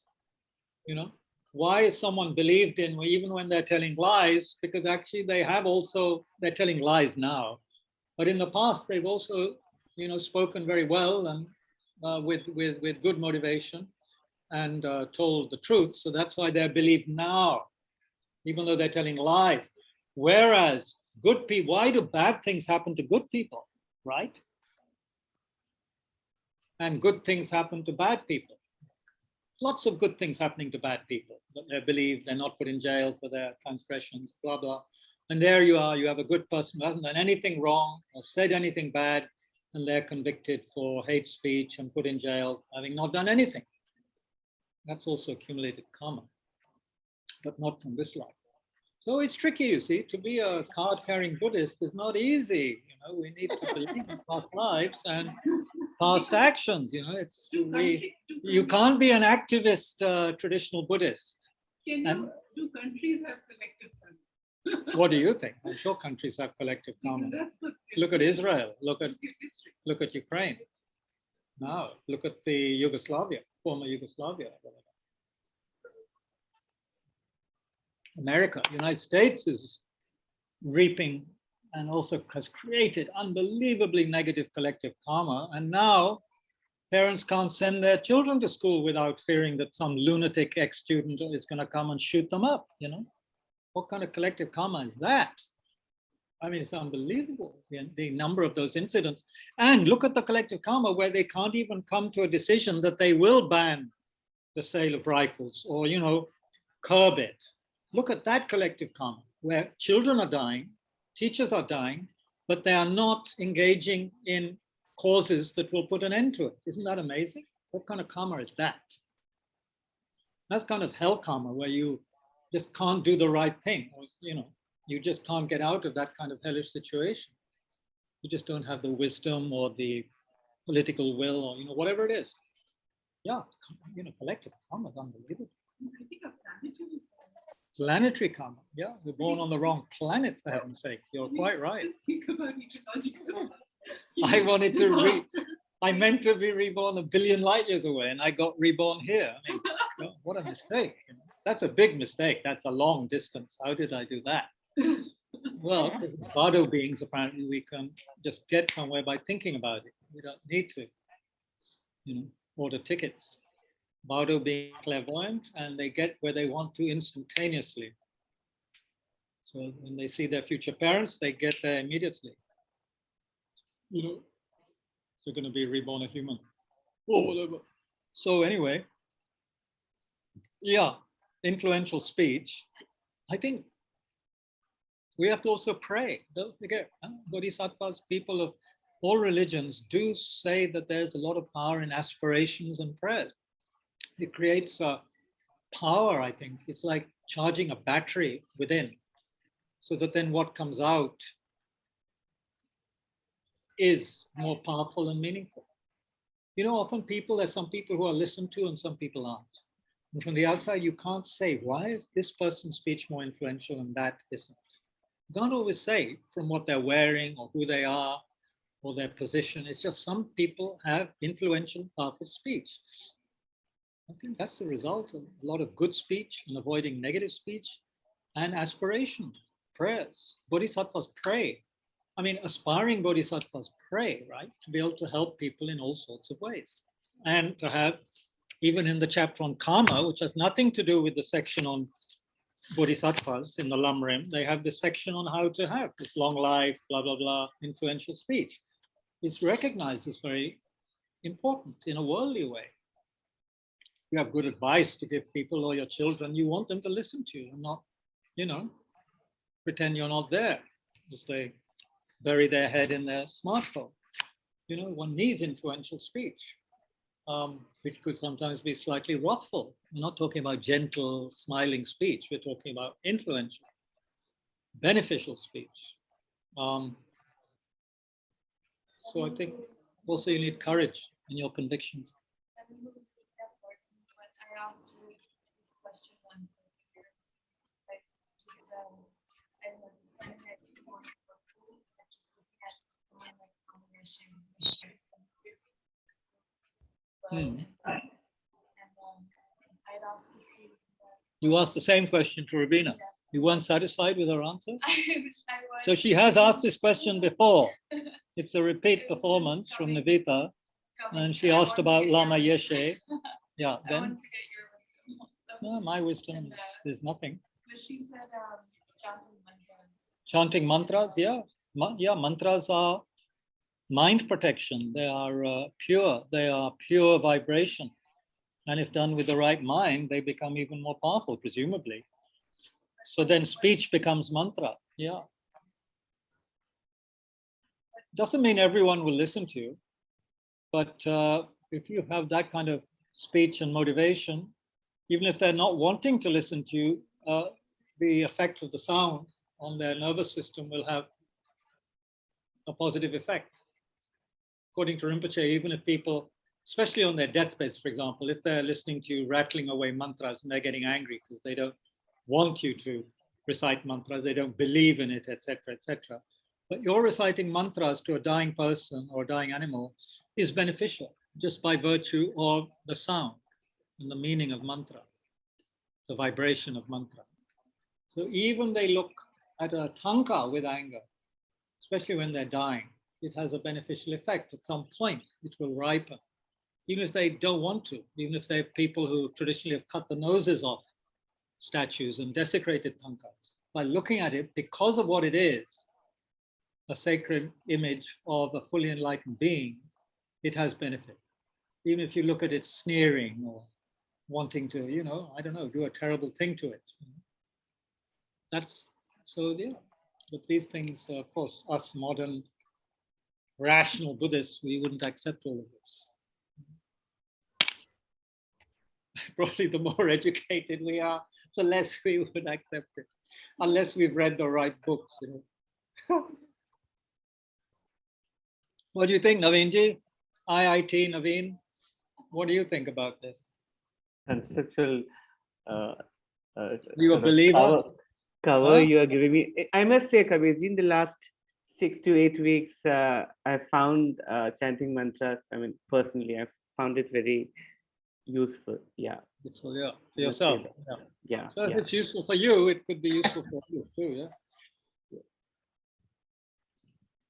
yeah. But yeah, Send a recording to your, people who are giving you trouble in your life. Hope that it has a positive effect on their mind. And whoever. this discussion, Kabirji, on this verse 4 on all beings, that term. All beings, yeah. Yeah, that reminded me also. I think Tutsi, maybe last month, Nivita was organizing this series of films in the evenings, while you're away. Yeah. And there's this particular quote by His Holiness when he's talking about a couple of monks and lamas who had moved from, who were imprisoned by the Chinese authorities. And then there is this particular quote he says about how they're talking to His Holiness and they say that, there was at least a couple of times when we were in real danger. And Yes. then His Holiness says, when I heard it first, I thought they were talking about danger to their life, to their bodies. Yes. And then he realizes how they were in real danger of hating and having a certain ill will towards the folks who had imprisoned them. Yes. And, Yes. and he's talking about the danger of not thinking good for all beings because of the potential Yes. hatred towards the Chinese. So it reminded me of this, Yes. this Yes. quote from, yeah. So just thought Yeah, I'd very share. amazing, isn't it? Yeah. To not wish ill on people who are tormenting you, who are desecrating your statues and temples and killing and so forth. Yeah, And it's it amazing. feels so difficult when you are in really difficult situations at that moment to include the person who is you think is doing this to you, to include them as all beings. It seems so difficult. I guess if you use an athletic analogy, it might seem difficult to someone who is a little bit out of shape, but really wants to become a top sprinter. Yeah, but they train and train with good trainers day in, day out, 5-6 hours a day, whatever these people do. And next know it, you're an Olympic level athlete. It's possible, isn't it? So I think it's like that. We're told it's like that. It's a question of training. The more we train, we build up a certain habitual pattern in training. Because athletes and swimmers and people like that, they put people like me to shame. They train 5-6 hours a day just to be able to try and win a medal, stand on a podium, win a medal, which is not going to help their mind get a good rebirth, necessarily, or even ensure happiness later in life. You can't say it's going to ensure happiness later in life if they don't train their minds as well. If they're only training their bodies and aren't a particularly, I don't know, virtuous person, then that medal is creating pride and, of course, envy in other people. Not much benefit, Yeah, glory to the country if you got the gold or silver, I guess. But what's glory in the country? It just makes you more nationalistic and more willing to rain bombs and missiles and insults on the next door country who also feel the same way for similar reasons.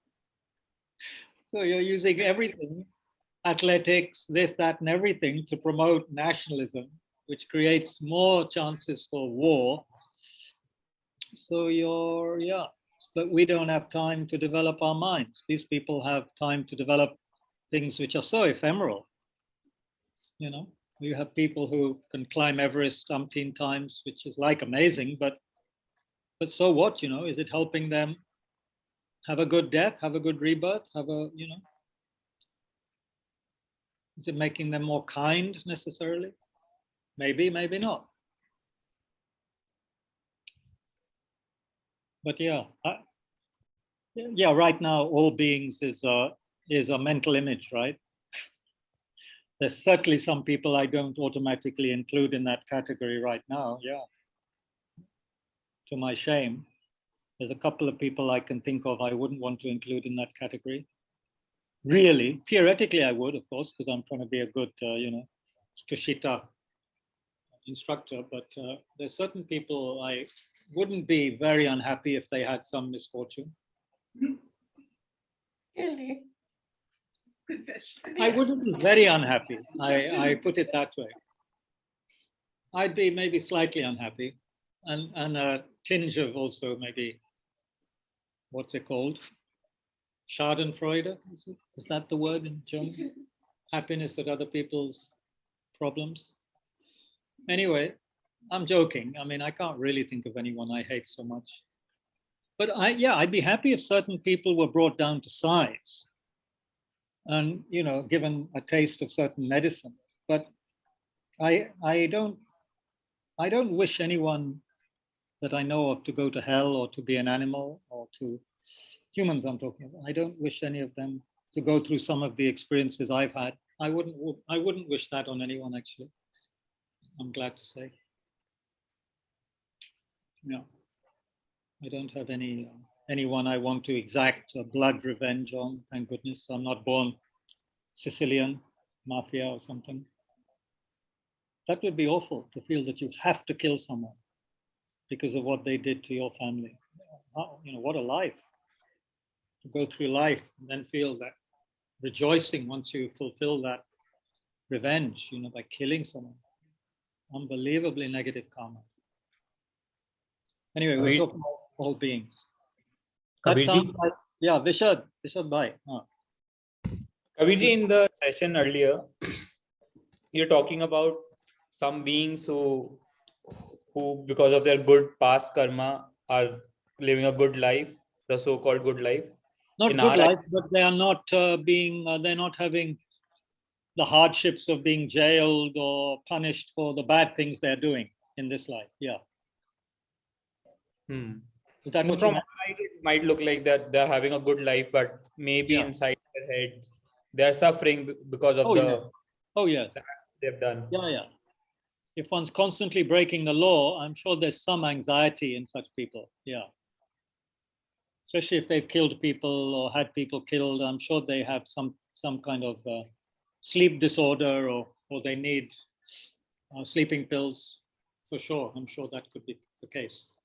It's a very rare person who doesn't have any conscience at all. I mean, apparently some psychopaths don't have much feeling that way, but of course a psychopath has their own suffering, right?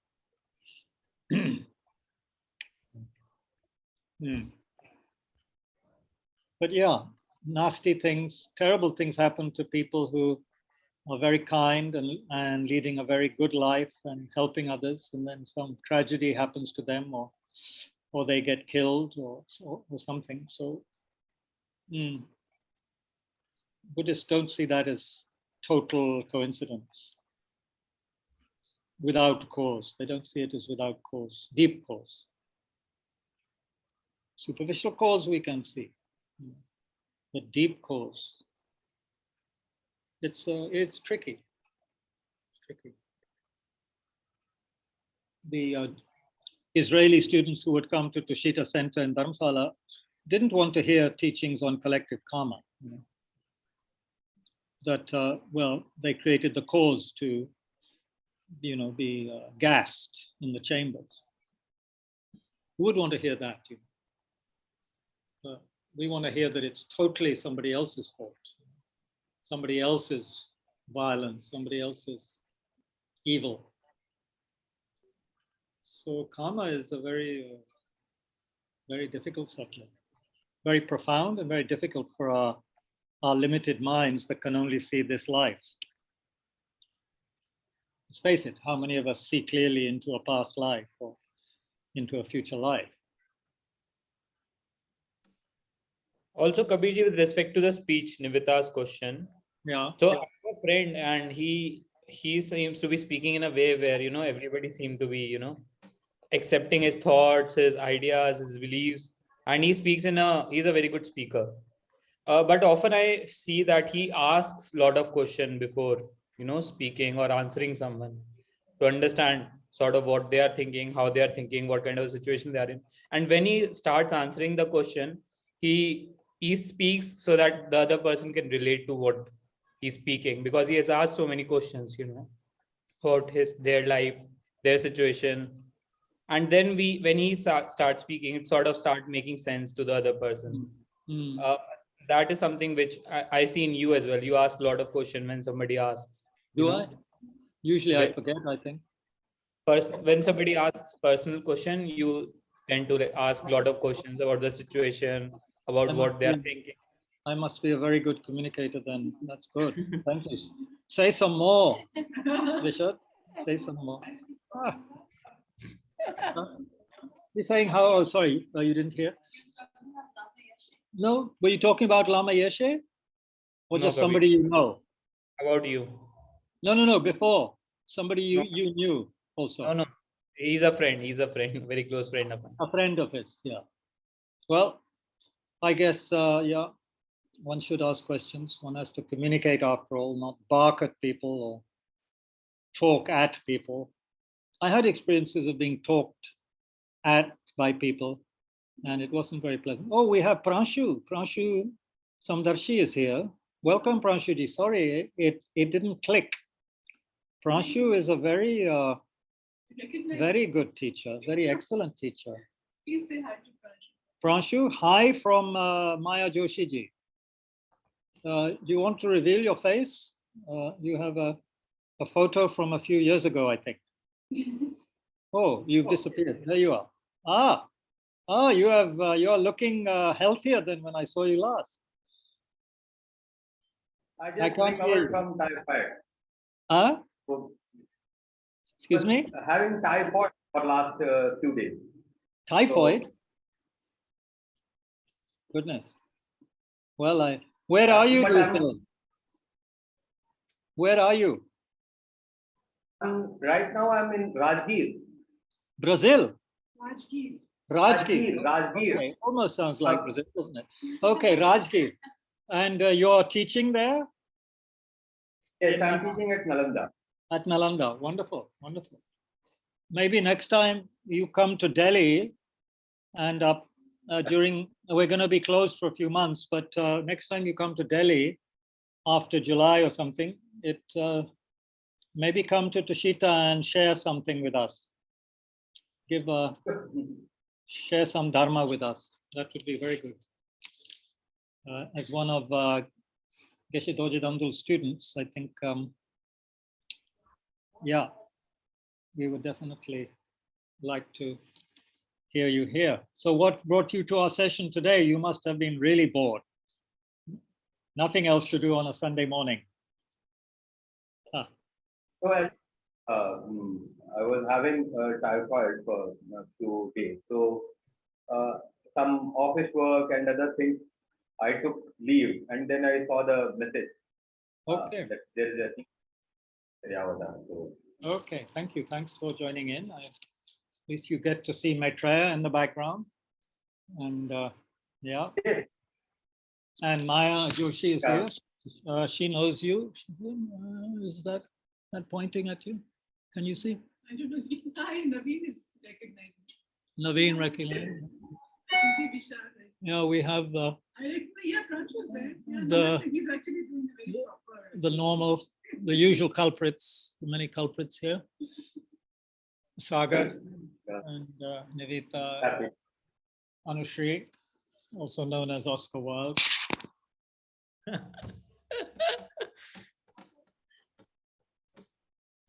Okay, what else, folks? We still have a little while.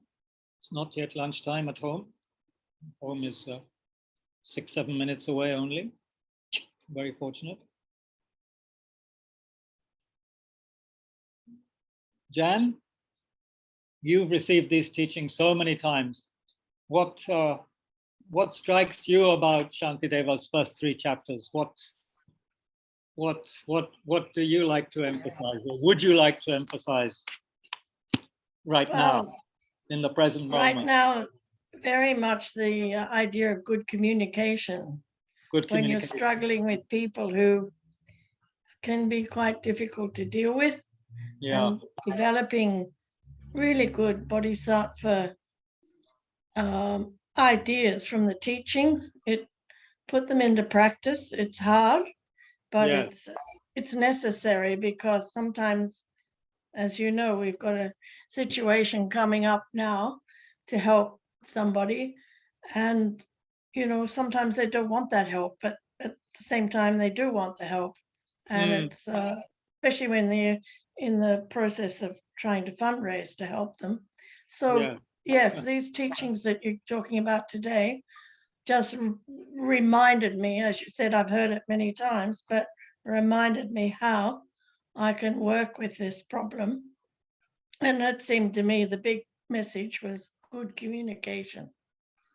Yes. So I hope that's helpful. Yes. Yeah. Good communication in challenging circumstances. I face it myself, being on 5 or 6 boards of Yes. Rinpoche centers. It's a big one. It's a very, very big one. Given our modern lifestyles, with people who are all busy, all extremely busy. Mm. One might even say some of us neurotically busy.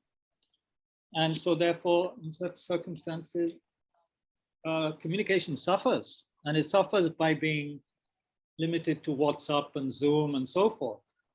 That one-on-one communication is not happening so much, or, together in a shared space, in a room or something. Yeah, it's a big one. Not to get impatient, not to lose it. One has to watch the part of the mind that wants to criticize somebody for being this way or that way, which one feels is a hindrance, being aware of how one's own style of communication is also problematic sometimes. So, it's not as though it's just the other people's fault. Looking at one's It's own not.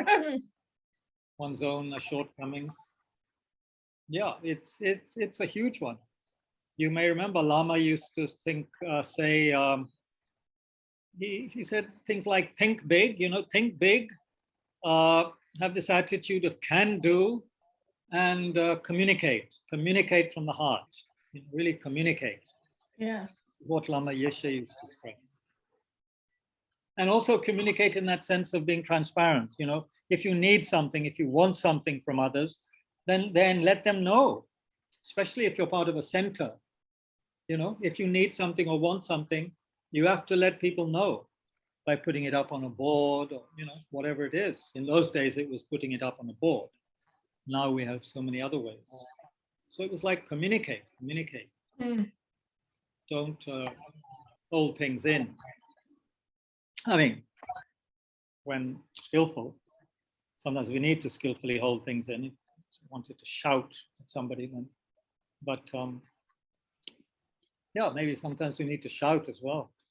People just don't listen otherwise. But it's hard to shout, isn't it? One has to be very careful. Yes. It can just make most people worse. And to shout without anger, that's difficult. One has to be quite angry. Even actors maybe get angry when they shout on screen. I don't know. It'd be interesting to talk to actors, to say, when you actually have to shout on screen and be angry on screen, do you really get angry, or are you able to just pretend to be angry? Interesting. Anyway. Good. Thank you for that, Jan. What else, folks? Thank you. Vishad, Naveen, Ashwin, Jagrati. Anyone here? On this question of pretending to be Uh-huh. I had a colleague, very wise one, she's not retired. She would talk about mothers need to cultivate this for their children. You may be feeling very indulgent, but you have to pretend to be angry to discipline them as part of your job. Yeah. So then it's a very interesting play of not letting the emotion get to you. So apparently mothers So Maya Joshi ji is saying that a friend of hers told her, she has to do that as a mother, pretend to be angry, to discipline the child, to communicate with the child, and that mothers are doing this, have to do this all the time. So it would be interesting to have interviews with mothers to check how much they actually then. No, I think quite a few of them actually get angry. Quite a few actually get angry, she said. Yeah, they can't act well enough.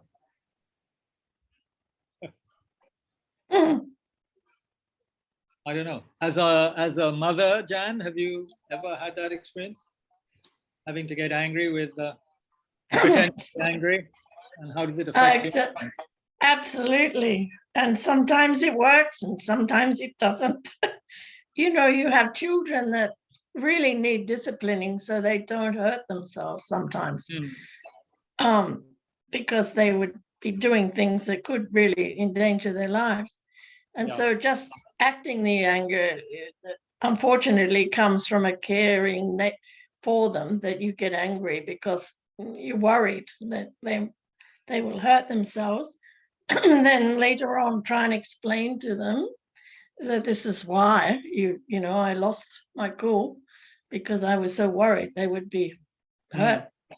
But other times you can just act out and smile yourself as you walk away, as they see a little bit, chastised. It's an interesting point. If one does get a bit angry, but you see, anger, the definition is the wish to harm also. So if there's no wish to harm. No. So in that sense, it could never be real anger. Even if you look angry and feel flustered and feel that anger, you're not, it's come from a motivation of wanting to protect or, help that child not create suffering. So it's a moot point. It's not, because the definition of anger would be like a mistaken consciousness that exaggerates the ugly, nasty, unwholesome, whatever aspects of an object or person and wants to harm it or the person. But so it's not actually anger. If the mother is going to help the child, it's of course it could be done unskillfully, and if it scared the child, then I guess the mother could alleviate that later by reassuring the child, by showing love in a more conventional way, and not leaving the child thinking that mother is really angry with me and doesn't like me, blah blah blah. So the mother has to then maybe, I don't know, later act in a slightly different way to soothe the child. What do you think? I don't know. I do. You mustn't, you don't leave a child scared, because so many children grow up and actually through their life carry these childhood worries about angry parents. Yes. And some of it was just done unskillfully, but for their own good.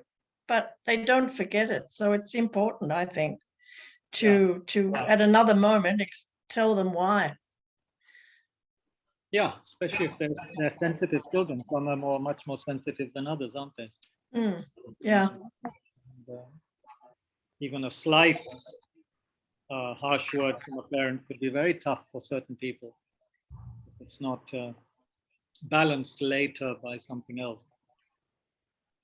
Yeah, we have a lot of wounds that way.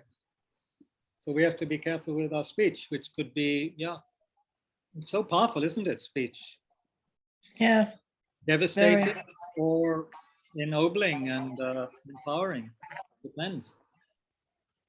And also the speech that we direct towards ourselves in the sense of internal chatter. Yeah, exactly. Subconscious gossip. We can make ourselves very miserable by what we direct at ourselves, or if we're skillful in our thinking, and we could, and more rational, it could be used very creatively, as it is in the Lamrim meditations. Analytical meditation is about thought, right? Using thought. So we can affirm, or we can Is it that old song? The sticks and stones may break my bones, but words will never hurt me. Actually, it's the other way around, you know, kind of. Words are very hurtful. Sticks and stones, yeah, they do break bones, but words can, hurtful words can last forever, right? Mm, I guess. they can. A child interjects that and it affects their whole life. So yeah, we have a responsibility to use wise speech, loving speech, whatever, at least with that motivation as much as we can. Yep. Okay, so let's rejoice in our session together. We'll stop now and dedicate for His Holiness the Dalai Lama. Please dedicate for Lama Zopa Rinpoche, who hasn't yet, but is due to go to Singapore for gallbladder treatment. You knew about that, Jan, right? I suppose. No. Yeah. When?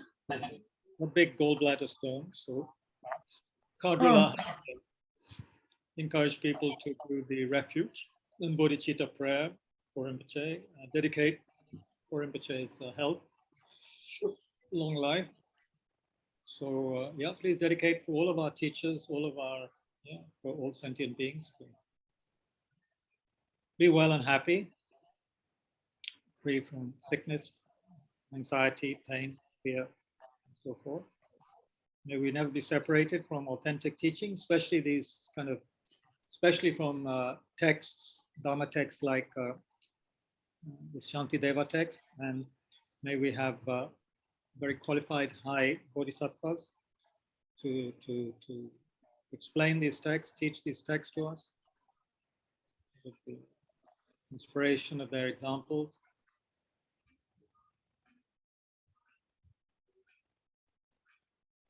Please dedicate for people you know who need help, reassurance, and so forth, freedom from pain, fear.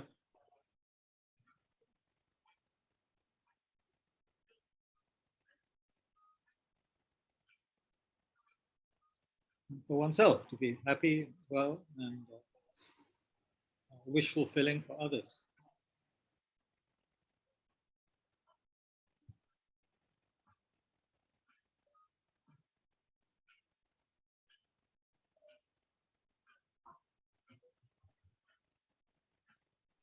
Thank you, everyone, very much indeed. Hope to see some of you tomorrow. On Monday, tomorrow's Monday, yeah, we'll continue with our text. Thank you, Vishad. Thank you, Kabirji. Yeah. Take care, all of you. Bye.